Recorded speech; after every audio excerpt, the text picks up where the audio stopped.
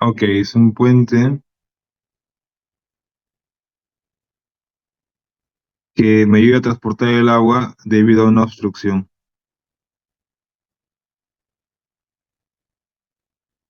Ok, puede ser quebradas, pueden ser ríos. Muy comúnmente usados en ríos y en valles. Es el análogo del sifón. Pero hay una principal característica para yo cuando saber cuándo debo usar un sifón y cuándo debo usar un acueducto. Va a haber alguna situación donde yo puedo elegir entre un acueducto y un sifón, ¿no? Porque si bien es cierto, el sifón, bueno, particularmente el sifón es cuando el desnivel topográfico es considerable, y más que todo en quebradas. Los acueductos son más usados en ríos, debido a que tiene poca altura, ¿no? Y quizás sea por el tema de las estructuras de soporte. Imagínense si tuviéramos que construir acueductos en quebradas en donde el desnivel topográfico es considerable. No, esas estructuras de soporte tendrían que ser muy esbeltas. Y por criterios estructurales, las columnas no pueden ser muy esbeltas, ¿no? Pandeo, flexión, etc., etc. Entonces, es, es de particular cuidado ello, ¿no? La diferencia entre cuando un acueducto y un sifón. Y usualmente el acueducto se utiliza cuando la rasante es la misma, ¿no? Y cuando la obstrucción es algo pequeña, como un río. Pero por lo general un sifón es cuando la obstrucción es considerable. Y el caso más común, como les comento, es una quebrada, o una confluencia de quebradas o un valle bastante extenso, ¿ya? En donde sí, sí amerite es, un sifón. Entonces, pero la finalidad va a ser transportar el agua. La finalidad es llevar el agua de un punto a otro punto, no transportarla. Y si hay un río, si hay una quebrada o una ladera, requiere N tipo de estructuras. ¿Ok? Bueno, miren, como les comentaba, es comunes en los ríos, es donde quizás su utilidad es amplia, así como lo es en los puentes. Por eso en su nombre, puente canal o acueducto. ¿Ya? Los criterios estructurales y geotécnicos son muy similares al de los puentes. Por ejemplo, las columnas, pilares tienen que tener criterios de socavación y, y bueno, soportar la carga redistribuida, ¿no? Del puente canal. Y en el tema topográfico, ¿no? Que la rasante sea muy similar en la zona inicial y la zona final. La única función es transportar el agua por una misma rasante o una misma pendiente topográfica. El sifón, por otro lado, tiene otra función, ¿no? Es aprovechar el desnivel topográfico, bueno, aprovechar las cotas topográficas para poder, mediante la carga de presión, poder llevar el agua e irnos hacia lugares de baja altura. Y con ello podamos llegar a otro extremo, ¿no? Es un poco común ver en una quebrada un puente canal, porque usualmente las quebradas son bien pronunciadas y esa altura de esa estructura de soporte sería bastante larga. Bueno, muchas veces un canal se encuentra en su camino con una depresión que debe cruzar.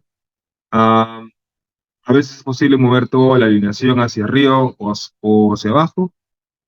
Entonces, al igual que en carreteras, que les había comentado, diseñar canales o obras hidráulicas es como diseñar carreteras. Solamente hay curvas horizontales, no verticales. Los criterios son muy similares. Para el radio de curvatura está en función a los caudales, pero el criterio es el mismo. Entonces, si en algún punto tiene que haber un puente, las obras hidráulicas también tienen que haber puentes. Obras de arte suelen ser llamadas en obras viales, ¿ah? Pero en obras hidráulicas tiene su nombre propio. Acueducto, puente canal, sifón.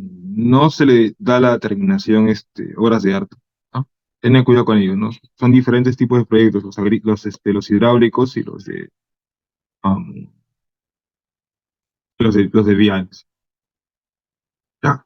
También se puede, como les digo, ¿no? Son bastante versátiles y se pueden usar en conjunto con un sifón. De ahí también entra el tema de la alcantarilla. La alcantarilla es un poquito diferente. El puente canal se puede utilizar la diferencia de niveles entre la rasante y el canal, siempre y cuando la rasante sea la misma o el desnivel no sea muy considerable, ¿no? Y la idea solo sea pasar de un punto al otro punto. Entonces, usualmente suelen ser de 10 a 15 metros, no mayores a ello, lo que generalmente es la luz de un río. Y bueno, el material de construcción va a ser concreto armado. Los puentes son de concreto armado, generalmente bueno, todas las estructuras de concreto armado por lo general. Pero vamos a la parte hidráulica, que es quizás lo que nos lleva al curso, ¿no? Eh, Recuerden, ¿no? Esta obra es una obra de conexión entre un canal de aguas arriba y un canal de aguas abajo. Por ello, para entrar a este puente canal requiero de obras adicionales. Las transiciones, el conducto elevado y, bueno, la transición de salida. ¿Qué quiere decir, no? Que, por ejemplo, si yo vengo de un canal trapezoidal, mi acueducto tiene que ser de un canal rectangular. En los acueductos, o generalmente todas las obras hidráulicas, van a ser de sección rectangular. Esto es debido a que es complicado cuantificar y dar parámetros de diseño para obras, para canales trapezoidales, debido a la componente Z, los taludes de la pared del canal. Por ello que todas las obras por lo general se diseñan en canales rectangulares. Entonces, puedo hacer y usualmente tienen que ensanchar, tienen que eh, acortarse, ¿no? Debido a que no nos conviene tener un canal, un puente canal muy ancho. Entonces, por eso de la transición va a ser ahorcando el flujo, ¿no? De alguna manera, ¿no? Entonces, la transición de entrada une por un estrechamiento progresivo. Ahí está el estrechamiento, ¿no? Ir de una base mayor a una base menor, el canal con el puente canal, lo cual provoca un cambio gradual de las velocidades del agua en el canal, o sea, en el conducto. Ahora, el conducto elevado generalmente tiene una sección hidráulica más pequeña que la del canal. La pendiente de este conducto debe ajustarse lo más posible a la pendiente del canal principal. Ahí está la clave, ¿no? Entonces, que las pendientes tienen que ser muy similares, ¿no? La de entrada, la de salida, como la del puente canal, a fin de evitar cambios en la rasante del fondo del canal.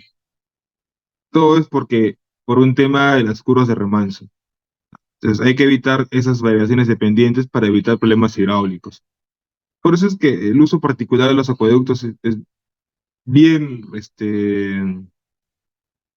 tiene bastantes requerimientos, ¿no? Tienes que cumplirlos todos porque si no se generan problemas. Y obviamente requiere un canal de una tradición de salida para poder hacer la entrega a un canal, al canal original, que quizás pueda ser un canal rectangular. Ahí tenemos un pequeño esquema. Usualmente suelen ser en ríos, como les comentaba. Bueno, acá viene el canal, y aquí sale el canal. Hasta acá vemos las transiciones, ¿no? Y ahí está el conducto, ¿no? Entonces el flujo en este caso está yendo, creo yo, de izquierda a derecha, ya que no me indica la imagen. Eh, y se ve claramente el estrechamiento, ¿no? Ir de una base mayor a una base menor. Entonces, eso quiere decir de que en esta zona el tirante va a aumentar, ¿no? Porque por la continuidad, ¿no? Si acá tengo en la primera entrada tengo un tirante más pequeño, si yo el flujo a la base la estoy estrechando, por ende tiene que aumentar el tirante, ¿no? Entonces, son cosas que ustedes tienen que calcular para ver qué tan alto tiene que ser el puente canal. Nada más que ello. Y tiene que estar muy alineado al borde libre. Y les voy a explicar qué es el borde libre también. Entonces, el tema bueno, hay unos pasos para diseñar. El material, pues va a ser de concreto. El material más común es el concreto, ¿ya? Ahora, la forma de la sección transversal, como les había comentado, tiene que ser una sección rectangular, ¿ya?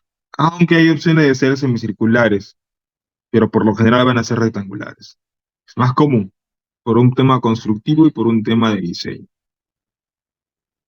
Ahora, en este caso tenemos de esta forma la secuencia, ¿no? No es la secuencia de cálculo, simplemente es la secuencia de la disposición.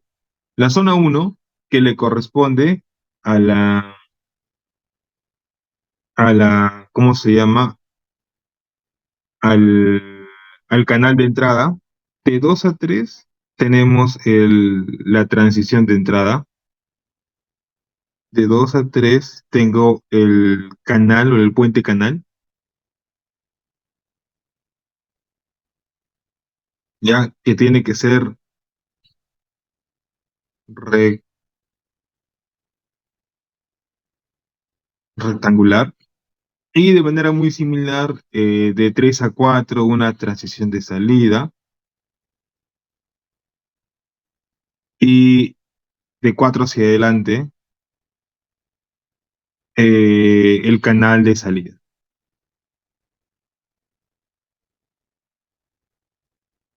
Ya, entonces ahí está el esquema básico y clásico. Y ¡pum! No, el diseño o la secuencia de los pasos o dónde empiezo el cálculo va a depender mucho del tipo de flujo. Entonces, si era un flujo subcrítico, ¿qué significaba? ¿Cuál es la secuencia de los pasos? ¿De dónde a dónde voy a ir? ¿De 1 a 4 o de 4 a 1? Contrario al flujo de canal, de 4 a 1, ¿no? Si es que es subcrítico. Si fuese supercrítico, iría de la zona del 1 al 4. Entonces, es importante tener en cuenta ahí, ¿no? A eso se le llama punto de control. Es que, ¿qué quiere decir, no? Que todo lo que suceda en el punto 4 va a verse reflejado hacia aguas arriba, ¿no? Como viene con una velocidad tranquila y calmada, el punto de control va a ser el punto de llegada, ¿ya? Punto 4. Si fuese un flujo supercrítico, el punto de control sería el punto 1. Eso es importante tener en cuenta. En la sección 4 de la figura anterior se tienen las condiciones reales, siendo su tirante real del flujo correspondiente al tirante normal del canal. O sea, ¿qué me quiere decir? Que quizás que en esta sección, de la sección 4 hacia adelante, yo voy a tener que usar mi fórmula de Manning,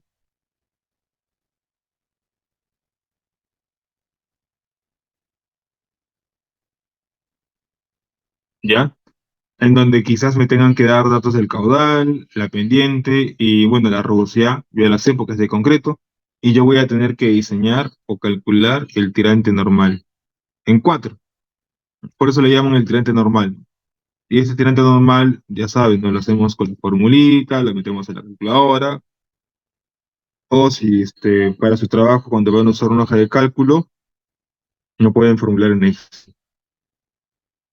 El detalle está que el cálculo inicia en 4, entonces eso quiere decir que mi punto de control va a ser ese tirante. A partir de ese tirante voy a tener que ir hacia atrás y calcular los pasos previos, de manera muy similar como hemos realizado en sifones. Voy a tener que calcular de 4 a 3, ahí voy a ver la energía en 3 es igual a la energía en 4 más la pérdida de 3 a 4, en donde en este caso solamente voy a tener pérdida por transición, nada más que ello, y luego de 3 a 2, de 2 a 1 y listo. Entonces, no es muy complicado, es un poquito más de lo mismo. La única diferencia acá es el criterio para dimensionar esta base, ¿no? Que es la que vamos a ver en un instante. ¿No? Dice, la ubicación de una sección de control resulta muy importante para definir el sentido de los cálculos hidráulicos. En este caso, desde la sección 4 hacia aguas abajo. Cabe recalcar que para el caso de un diseño de flujo supercrítico, el, el puente canal sería una singularidad que crea efectos hacia aguas abajo, por lo que la sección de control estaría en 1, y los cálculos se afectarían desde 1 hacia 4. Tengan cuidado con ello. Bueno, entonces ya diseñé bueno, ya conozco las características del canal, tanto aguas arriba como aguas abajo, con la fórmula de Manning, porque me van a dar la pendiente y me van a dar el caudal. Ahora lo que tengo, e inclusive, ¿no? Podría tener una idea de cómo dimensionar las transiciones, ¿no? Recuerden la fórmula geométrica de la transición. ¿Qué me queda? ¿Cómo dimensiono la base del puente canal? Y por temas económicos, el ancho debe ser lo menor posible, pero manteniendo siempre el mismo tipo de flujo. ¿A qué tipo de flujo se referirá? Al flujo subcrítico, ¿no? Entonces, ¿qué quiere decir? Si lo hemos visto de manera general, la curva de la energía específica, en donde yo tenía dos zonas bien diferenciadas, ¿no? De la zona hacia arriba y ese punto hacia abajo, ¿no? donde este punto es el tirante crítico. Entonces, de tirante crítico hacia arriba, ¿qué flujo era? Justo lo que estamos hablando hace un instante, ¿no? El flujo subcrítico y el flujo supercrítico.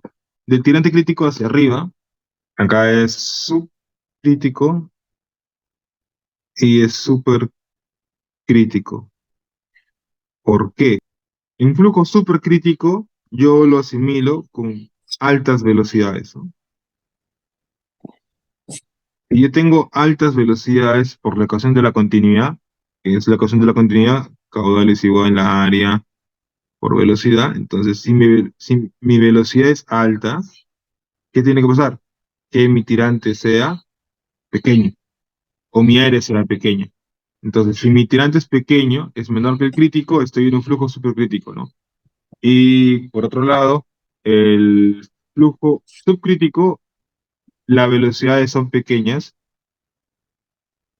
por dos motivos los tirantes son elevados, ¿no? Entonces, ya sé cuándo estoy en un flujo supercrítico y cuándo estoy en un flujo subcrítico. Ahora, voy a regresar al diseño de la base. No, dice que el ancho debe ser lo menor posible, pero considerando el mismo tipo de flujo. Entonces, si yo quiero un flujo subcrítico, mi nivel de base, o sea, la menor base posible va a ser en esa zona, ¿no? Justo en la zona de transición. Por eso es que se calcula en función al tirante crítico. El ancho de la base va a estar calculado en función al tirante crítico. El tirante crítico tiene dos formulaciones, ¿no? Ah, ya, la primera fórmula está en función a que el tirante crítico es igual a 2/3 de la energía mínima. Y eso también se puede comprobar, ¿no? Y la, la fórmula del tirante crítico es igual a la raíz cúbica del caudal al cuadrado sobre la base cuadrada sobre g. Y aquí yo ya puedo despejar la base. Y es lo que hace es lo que se hace en el siguiente paso. Entonces, conociendo el tirante crítico o la energía mínima, yo puedo calcular la base crítica, que es la menor posible. No, porque recuerda, si yo quiero calcular el tirante crítico, tendría que calcular la base previamente. Entonces, lo que hace es una unión entre la ecuación uno y la ecuación 2. ¿No? Primero voy a hallar el tirante crítico en función a la energía mínima. Y ahí hay un pequeño criterio que hace la bibliografía para hallar la energía mínima. Cuando yo tenga el tirante crítico, ingreso a la segunda ecuación y calculo la base. Es de esa forma como se hace, ¿no? Y lo explica la siguiente diapositiva, ¿no? Que está aquí, para que vean. ¿No? ¿Ah?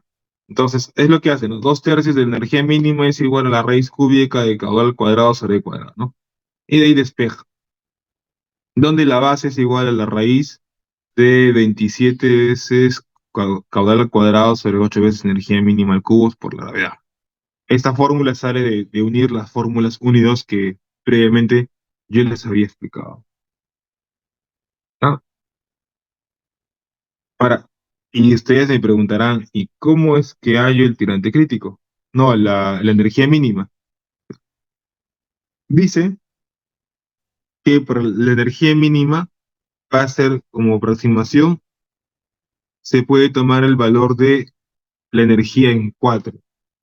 ¿Y cuál era la energía en 4? La energía del punto de salida, del canal de salida.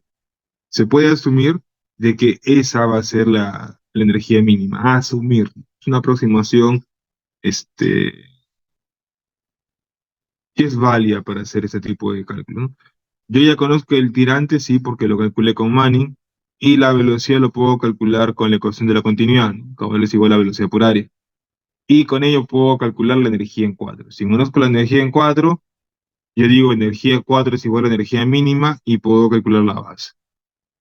Dice, calcular valor de B crítico, como en la ecuación anteriormente hallada, para proporcionar un flujo subcrítico con el conducto, se toma un valor mayor que este, para asegurar, un valor inmediatamente mayor que este, ¿no? Para asegurar que este es un flujo supercrítico. Un valor mayor del ancho de solera reduce el efecto de curva de Riemann. que se origina en el conducto, que es una curva de remanso, ¿no? Debido a la singularidad, el flujo cuando va a empezar a ingresar, lo que pasa es que el flujo cuando viene y ve una obstrucción, se forma una curva de remanso. ¿Qué es una curva de remanso? Que poco a poco va aumentando el tirante. Y el tirante va a ir aumentando debido a la singularidad. ¿Y la singularidad qué va a ser? El puente canal. No, porque el puente canal es el que está haciendo que se estreche el flujo. Entonces, y eso está en función al punto de control, ¿no? Si es que esto es 1 y esto es 4, el punto de control es 4. O sea, ese tirante va a mandar y manda de ahí hacia atrás, ¿no? Y se genera una curva de remanso. ¿Qué es una curva de remanso? Una variación del tirante, ¿no? Pongamos que acá tengo Y3, tengo Y2 y aquí tengo Y1. ¿Qué nos dice acá? Que resulta aceptable que la curva de remanso afecte al 10% del borde libre. ¿Qué es el borde libre? El borde libre es una altura adicional en un canal y está en un rango de un tercio o un cuarto del tirante normal para calcular el borde libre. Es una altura adicional. Como así? Tengo un canal rectangular. Imaginemos que mi tirante es de, no sé, 1 metro.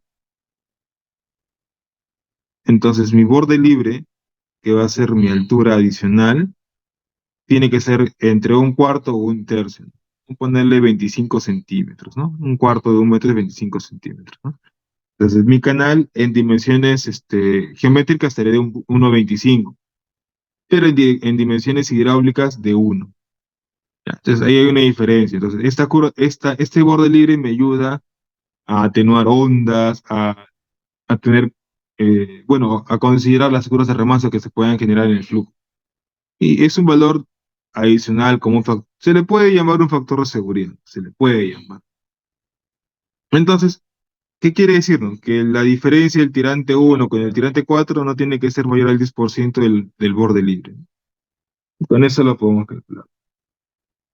Dice, en resumen, para definir el ancho de un conducto se calcula B utilizando la ecuación hallada anteriormente y luego esta se amplía de forma adecuada, recordando que un mayor valor disminuye el efecto de la curva de remanso, pero disminuye la velocidad del conducto, ¿no? Recordamos que queremos cierta velocidad del conducto para que no se formen las curvas de remanso. Bien, dato curioso, miren, ¿no? Tenemos ahí un puente canal y un puente de automóviles, ¿no? Ambos pasando o atravesando un río.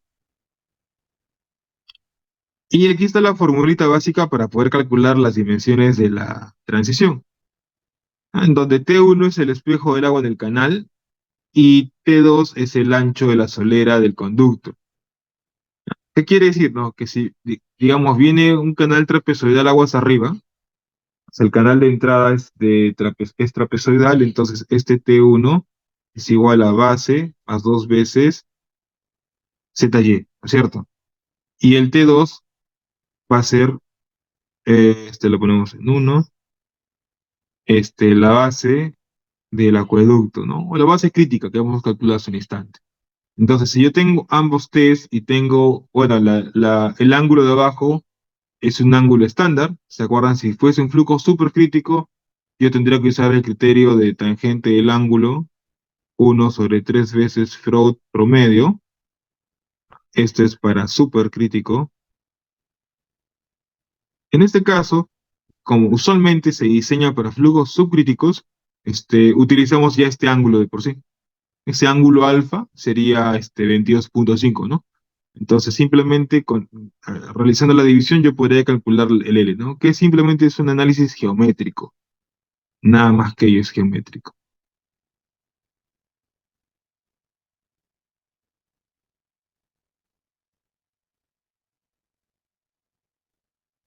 Ahora, un paso más que debemos tener en cuenta es las pérdidas de energía. Es una fórmula muy común, ya creo que la sabemos de memoria, en donde la constante K suele ser 0,10, pero en este caso en esta bibliografía no lo están utilizando de esa manera, pero sí nos están indicando de que tenemos que hacer la diferencia de velocidades, ¿no? Entonces, no, bueno, ese K suele ser 0,10, como les he comentado, y la variación o el incremento de la carga de velocidad, tiene que ser V1 menos V2, ¿no? Donde V1 tiene que ser mayor a V2. ¿Ya? Entonces, en este caso recordemos que va a ser mayor la velocidad del conducto, no la velocidad de entrada. Porque recuerden que tiene que ser siempre positivo. Hay que tener en cuenta ello, nada más. ¿Qué voy yo, no? Por ejemplo, para que darles contexto, se supone que en el punto uno, en el punto 4, las velocidades son lentas de alguna manera, ¿no? Y en el punto de 2 a 3 son altas. ¿Cómo yo me puedo dar cuenta? Fácilmente. ¿Por qué? Porque se ha estrechado, ¿no? La zona uno, el área uno, es mayor al área 2.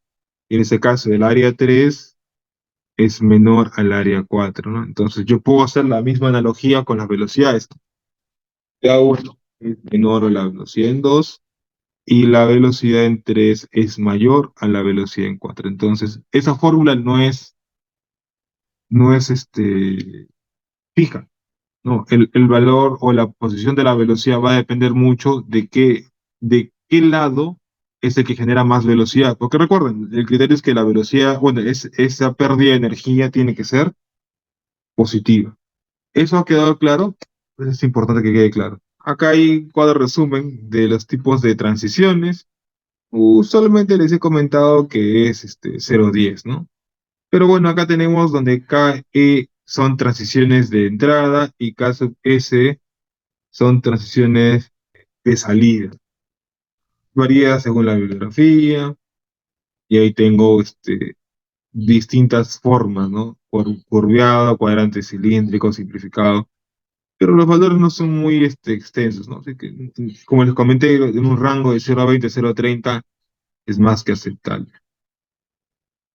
Y el último paso es verificar las curvas de remanso. Y para ello es muy similar que en sifones. Tenemos que ir como el cangrejo, de 4 hacia uno, ¿no? Entonces, de 3 a 4, ¿qué hay? Hay tengo que calcular la energía. Es muy similar a lo que hemos hecho en un instante, ¿no? Es muy similar a lo que hemos hecho en sifones. Acaso repito, ¿no? Donde la energía en 3 es igual a la energía en 4, ¿no? Eso creo que está claro, ¿no? La energía en 3 más la pérdida de 3 a 4. Energía en 3 que va a ser igual a Z en 3 más tirante en 3 más velocidad en 3 al cuadrado sobre 2G. Esto va a ser igual a Z4 más tirante 4 más velocidad 4 al cuadrado sobre 2G más la pérdida de energía, ¿no? K sub S, porque estoy en la zona de salida y hago la diferencia de velocidades, ¿no? Y noten, ¿no? Coloca primero la velocidad en 3 porque sabemos que la velocidad en 3 va a ser mayor.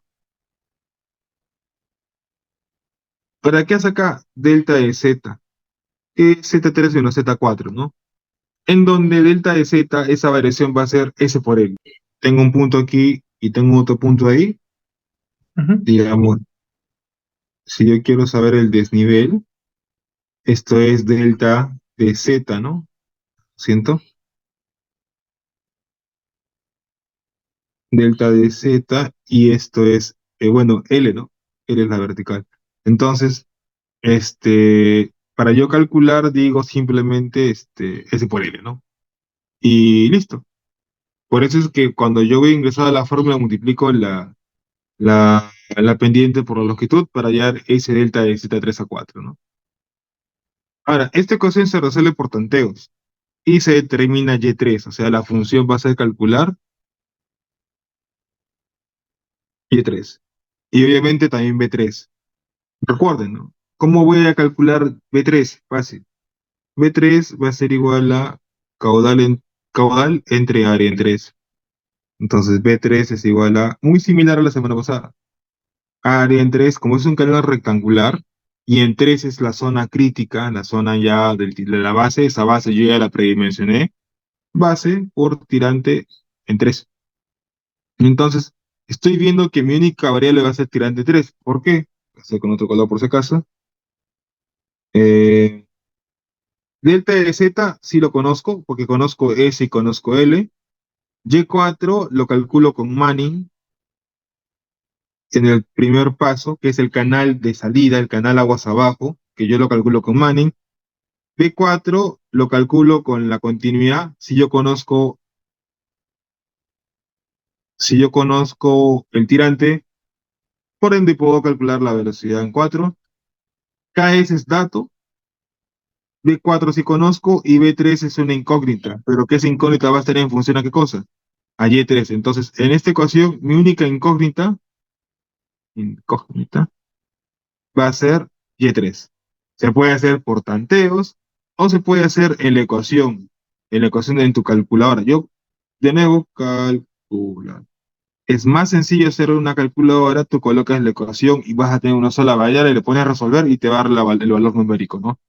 En Excel, tú le tienes que engañar y hacerlo por tanteos, probar valores aleatoriamente y ajustarlo con criterio, o usar la opción buscar objetivo o solver, ¿no? Que lo va a iterar por ti, pero tiene que estar bien formulado.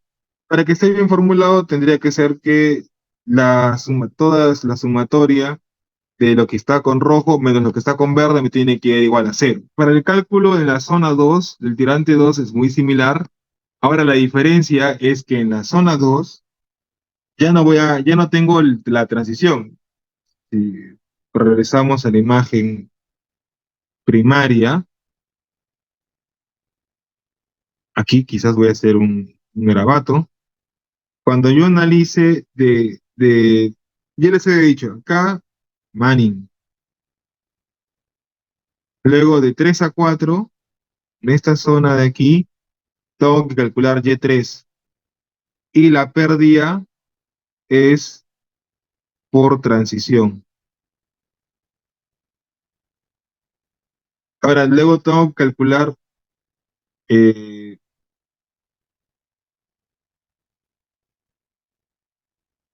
Y2, pero la pérdida es por fricción, por fricción, en donde predomina, donde HF va a ser igual a S por L.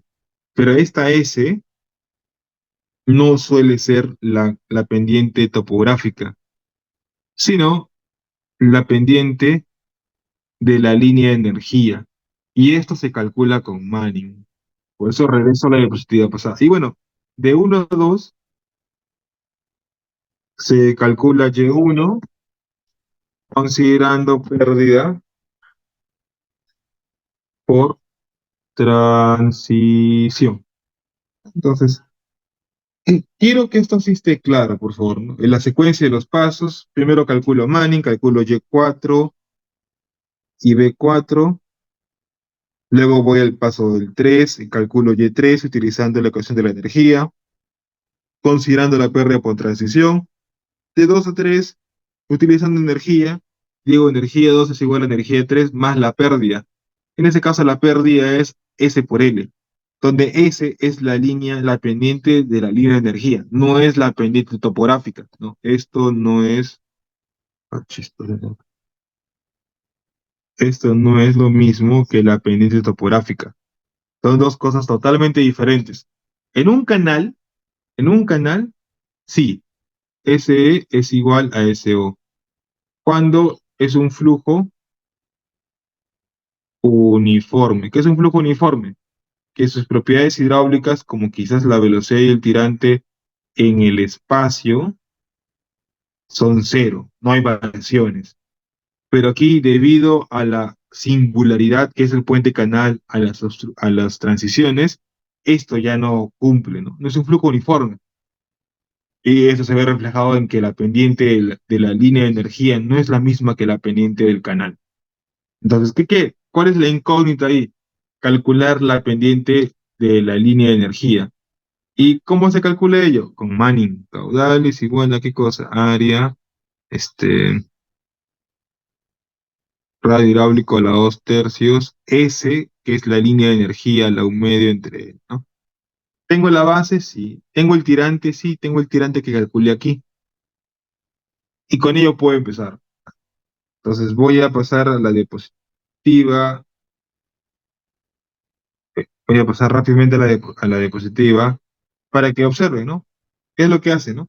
Este, a lo que les estaba explicando.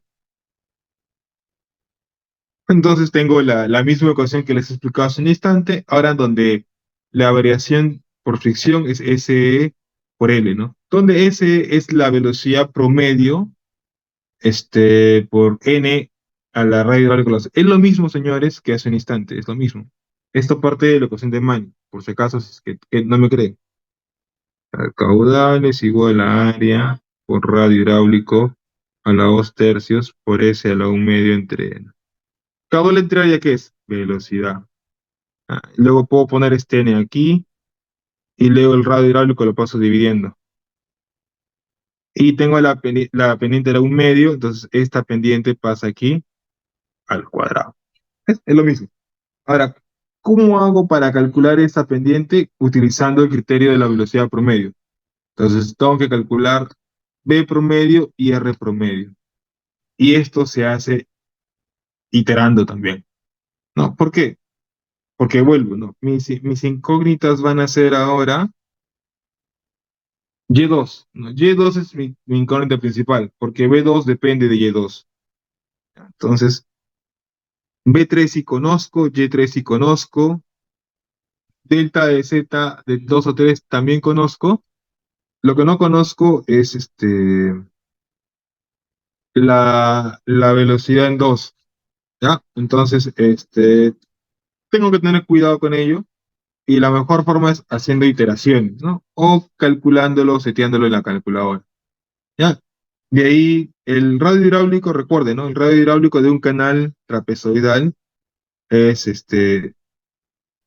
área entre perímetro, ¿no? En donde el área es igual a base por y el perímetro es igual a 2y más b. Entonces, si yo tengo esos datos previos, los puedo calcular. Y es iterando. ¿Cómo así? Yo le doy un valor a y2, por ejemplo, ¿no? Si yo le doy un valor a y2, yo puedo calcular el radio en 2, puedo calcular la velocidad en 2 y tiene que satisfacer que este valor numérico es igual a este valor numérico, ¿no? Y puedo usar sol. O, como les comentaba, le colocamos en la ecuación. ¿Pero qué haría? Le haría la ecuación más larga, ¿no? Delta de z de 2 a 3 más y2, esto sería igual a caudal y2 al cuadrado, 1/2g, y3 más b3 al cuadrado sobre 2g, más el hf que es L por SE, y SE es todo lo que está acá. SE me va a quedar el promedio de B2 más B3, donde B2 es caudal al cuadrado sobre Y2 al cuadrado, más B3, todo a la 1 medio.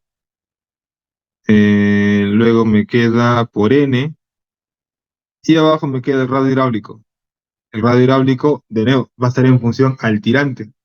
Y digo, se hace más largo. En esa parte, una ecuación es más complicada de hacerla, pero si lo tienes bien seteado, no hay problema. Donde el área es B por Y. Yo tengo la base y el Y va a ser del Y2. Abajo tengo 2 veces Y2 más la base, más el radio hidráulico en 3, ¿no? Y3, 2 veces Y3, por lo menos la base es la misma, ¿no? Y esto promedio, ¿no? Y al cuadrado. Y ya está, ¿no? Así de largo tendría que ser la ecuación. Y si yo esa ecuación la coloco en la calculadora, me va a resolver por el valor de Y2. ¿Por qué? Porque es la única incógnita, ¿no? Z2 entre Z2, 3, sí lo sé, que esa es la pendiente topográfica por la longitud. Y2 es mi única incógnita, el caudal sí lo conozco, Y3 sí conozco, B3 sí conozco, y aquí se repiten las variables. Entonces es tener cuidado con los cálculos y ingresarlo a la computadora, a la calculadora, ¿no? Acá yo puedo ir poco a poco reduciendo y es cuestión nada más de álgebra, nada más que ello. O la otra opción es utilizar el Excel, ¿no? Entonces, este sería el ejercicio. Complicado. Es calcular la transición, te dan todos los datos. El único dato que no me están dando es la base del canal. Y la base la vamos a asumir de 1 metro. Pero la base en los canales de salida y de entrada, ¿no? La base en la transición, no, discúlpeme, la base en el puente canal yo la tengo que calcular con el criterio de la energía mínima. Recuerden, venimos de una sección trapezoidal. ¿Ah? Trapezoidal. La longitud del río es de 25 metros. Es un canal trapezoidal de caudal de 0,8 metros cúbicos por segundo. Una pendiente de 0,5 por 1000. Y la base que les había comentado de 1 metro, ¿ya? Teta 1,5 y me pide calcular el puente canal. Entonces, el paso número uno, recuerda si tenemos el esquema,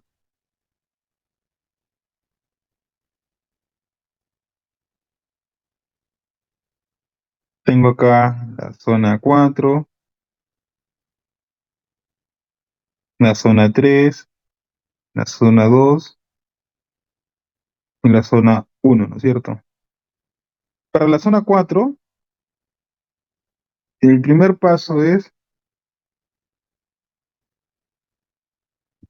diseñar el canal. Y eso creo que está sencillo, ¿no? Con Manning, caudal es igual a área, radio hidráulico a la 2 tercios, SL 1 medio sobre N. Simplemente voy reemplazando los datos, 0,8. El área es de un canal trapezoidal. Entonces, el área es igual a base más ZY, todo por y el perímetro es igual a base más 2 veces Y, 1 más Z al cuadrado a la 0,5, ¿no? O la raíz. Y, y el radio hidráulico es igual a área entre perímetro. Listo, entonces, bueno, para no hacer mucho número aquí, voy reemplazando acá. El área sería igual a la base, que es 1 metro, Z, que es 1,5,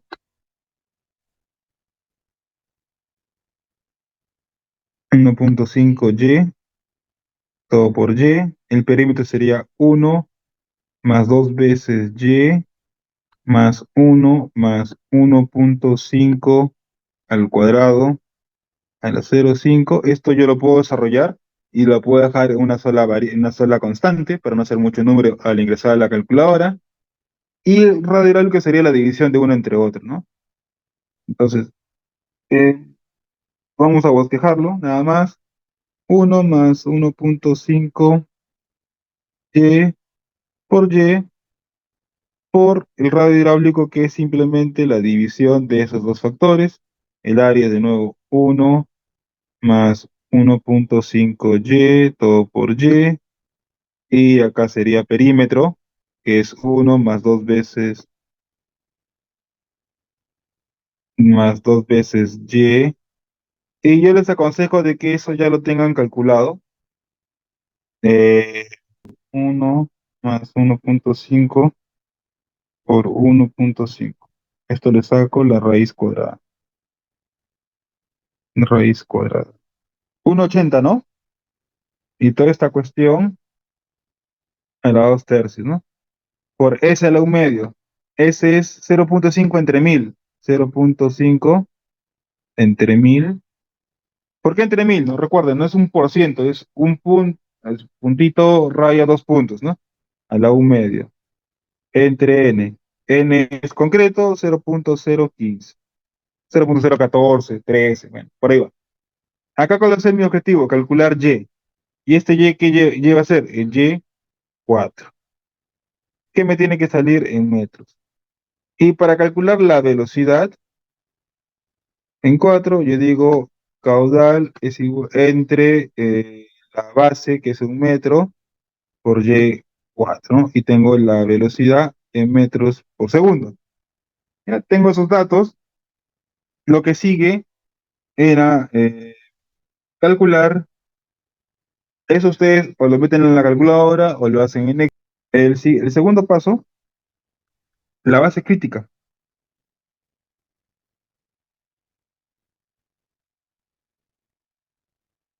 Y la base crítica la voy a calcular con la ecuación de la base es igual a la raíz de 27 q cuadrado, 8 energía mínima al cubo. ¿Por qué? Entonces, primero tengo que hacer cuánto vale la energía mínima, ¿no? Y la energía mínima va a ser igual a la energía en 4. Entonces, esto va a ser igual a y4 más velocidad en 4 al cuadrado, dos veces la gravedad. Esto lo colocamos en B y me quedaría de la siguiente manera. P es igual a la raíz de 27 por caudales 0.8 al cuadrado. 8 la energía mínima, pues Y4 más B4. Obviamente ustedes no van a tener toda esta ecuación inmensa, ¿no? Porque ustedes van a tener el valor numérico. Ah, pero yo solamente lo estoy colocando acá para hallar. Y donde B me va a salir en metros. Recordad que tengo que colocar el mayor, el valor superior inmediato, pero que tenga criterios constructivos, o sea, tiene que ser 0.75. Si me sale 0.72, pues lo redondeo a 0.75, ¿no? Hay que tener ese criterio en cuenta. Entonces, si yo tengo la base, el tercer paso sería calcular la transición. Y la transición es igual a L T2 menos T1 sobre dos veces la tangente del ángulo, 22.5, donde T2 va a ser igual al espejo de agua, el espejo de agua del canal trapezoidal. Vamos a ponerle T sub P para que se vea, ¿no? Entonces, este es igual a base más dos veces Z Y. ¿Qué Y? El Y4 y el B4. Y el B4 es un metro. Y T1, donde T1 va a ser igual al B. A ponerle acá B de 2 a 3, ¿no? Porque esa es la base justo en la zona de 2 a 3. ¿Ya? Entonces de ahí calculo la longitud de las transiciones, ¿no? Estoy calculando esta L de acá, ¿no? ¿Ya está? Esto me va a servir para calcular eh, la longitud total del puente canal. Ahora, ¿qué me queda? El paso 4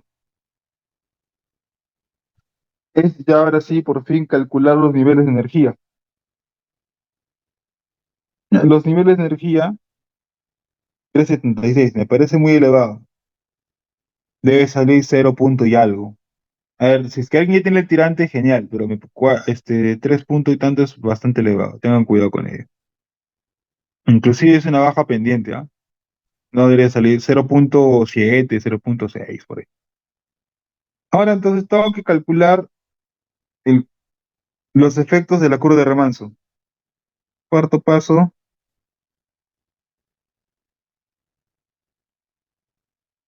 curvas de remanso. Para ello tengo que calcular de 4 a 3, de 3 a 2 y de 2 a 1. Entonces digo, energía en 4 es igual a energía en 3 más la pérdida de energía en ese tramo. Entonces, energía en 4 ya sabemos va a ser igual a Z en 4 más Y 4 más velocidad en 4 al cuadrado sobre 2G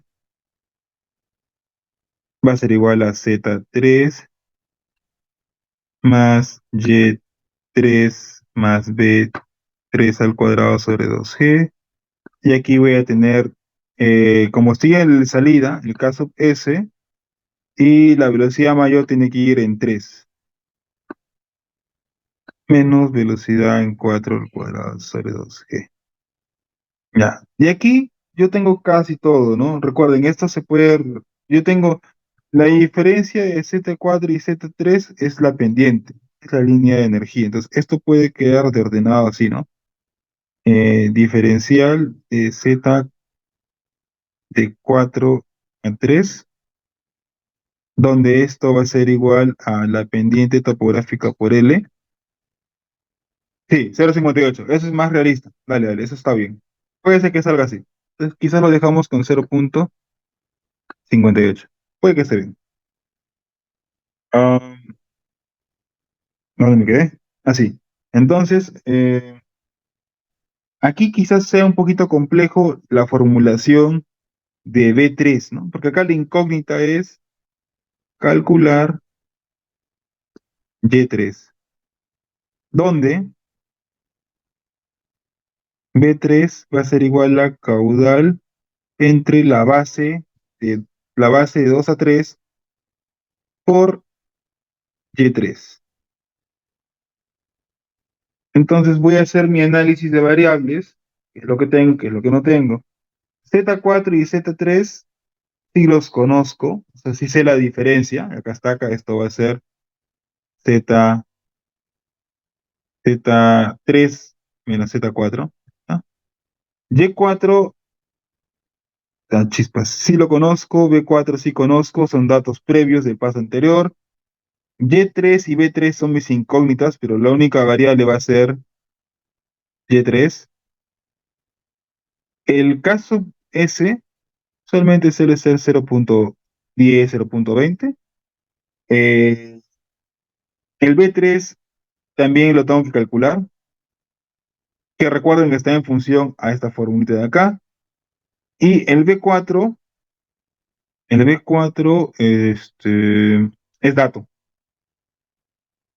es dato previo. Y de esto calculo Y3. Ah, ustedes eso están familiarizados con el cálculo del sifón. No es muy difícil. Entonces, y de ahí el paso quinto seguiré yendo hacia atrás, hacia atrás, hacia atrás. Paso 5 sería calcular, prosigo en las curvas de remanso, pero ahora voy a calcular de 3 a 2. De nuevo digo, energía en 3 es igual a energía en 2 más la pérdida, donde energía en 3 misma cuestión, Z3, Y3 más velocidad en 3 al cuadrado sobre 2G. Acá tengo Z2, Y2 más velocidad al cuadrado sobre 2G. Ahora, la pérdida acá es, recuerda, ¿no? Acá pone donde H es igual a la a la pendiente de energía por la longitud. Y donde S era igual a la velocidad promedio por N, el radio hidráulico promedio a la 2 tercios al cuadrado. ¿Ya? A ver, déjeme verificar formulario. Está bien. ¿Ya? Y donde velocidad promedio y radio hidráulico promedio se calcula nada más. Entonces voy a copiar lo mismo, ¿no? S por L, ¿no? Para no hacerlo muy largo, ¿ya? Hago el mismo análisis. Acá voy a calcular Y2, donde P2, caudal, base de 2 a 3 por Y2, ¿no? Entonces mi única incógnita va a ser Y2. ¿Por qué? Porque el radio hidráulico, recuerden, es área entre perímetro.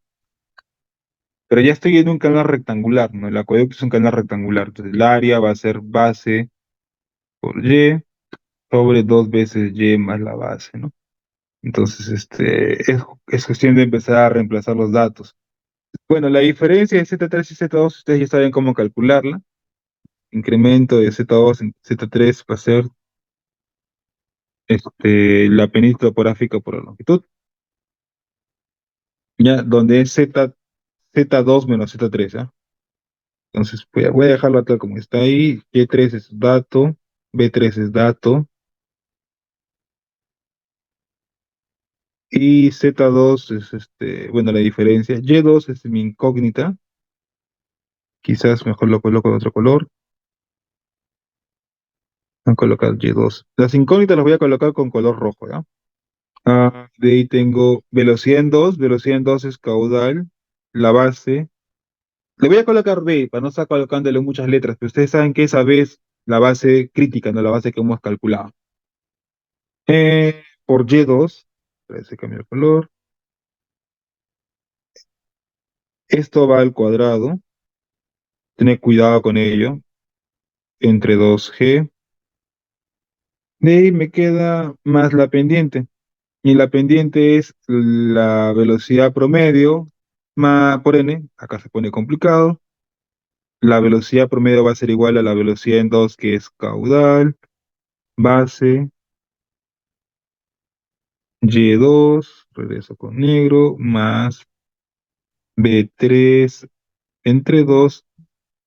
Ahí solo tengo la componente de la velocidad por n entre el radio hidráulico, ¿no? Tengo que sacar el radio hidráulico promedio. El radio hidráulico promedio será igual al radio hidráulico en 2, que será igual a la base, dos veces más la base. Voy a cambiar de color a rojo. Acá será Y2 y acá será Y2. Y más radio hidráulico en 3. Eso si ustedes lo pueden calcular, va a estar en función a ese dato. Ustedes lo calculan. Solamente quiero que se vean lo que es variable, ¿no? A la 2 tercios y hago un paréntesis más y toda esta cuestión al cuadrado. Y listo, ¿no? Se han dado cuenta que la única variable es Y2. Las demás sí conozco. Entonces calculo Y2 y ya podría ir al paso siguiente, paso 6, que sería ir de 2 a 1, ¿no? Entonces, para hacer una línea por acá, paso 6 de 2 a 1. Misma cuestión, ese es muy similar al paso 4. Energía en 2 igual a energía en 1 más la pérdida de 1 de 2 a... Bueno, esas partes no, mejor lo veamos. Y bueno, Z2 tirante en 2 más velocidad en 2 al cuadrado sobre 2G, Z, Z1 tirante 1 más velocidad 1 al cuadrado sobre 2G. Ahora acá en la pérdida, donde H es igual a la transición, ¿no? K de entrada por la diferencia de velocidades, ¿no? La velocidad 2 al cuadrado sobre 2G menos la velocidad 1 al cuadrado sobre 2G, ¿no? Entonces, acá me quedaría la pérdida de entrada, que es 0,10, ¿de acuerdo? 0,10 a la velocidad en 2 al cuadrado sobre 2G menos la velocidad 1 al cuadrado sobre 2G. Misma cuestión que aquí, calcular, y quiero calcular Y1, donde B1 es igual a caudal, base, pero ahora la base es diferente, ¿ah? Por Y1. Esta base es la base de 1 metro, porque ya no estoy en la transición, ya no estoy en el acueducto, estoy en el canal de... Ah, inclusive, señores, yo me confundí cada vez. E inclusive este está mal. Recuerden que ya estoy en la zona trapezoidal. Y aquí es diferente. Aquí sería entre el área en uno, donde área en uno es igual, a ver, casi, no sé cómo me acordé, donde área uno es igual a base más ZY uno todo por Y1. El área uno me va a quedar uno más 1,5 por Y1, todo por Y1, ¿no? Entonces, igual el paso, recuerden, creo que de 3, hay que verificar eso. Se me ha pasado. Ya, entonces, lo mismo, hacer todo el mismo procedimiento y calcular el paso final, ya para terminar también y preguntar, y tienen dudas, ¿qué hice? El paso final es simplemente evaluar cuánto es la diferencia de Y1 menos Y4. Esa diferencia tiene que ser, tiene que estar dentro del borde libre. Y el borde libre se va a calcular en función al canal principal. No, bueno, claro, al canal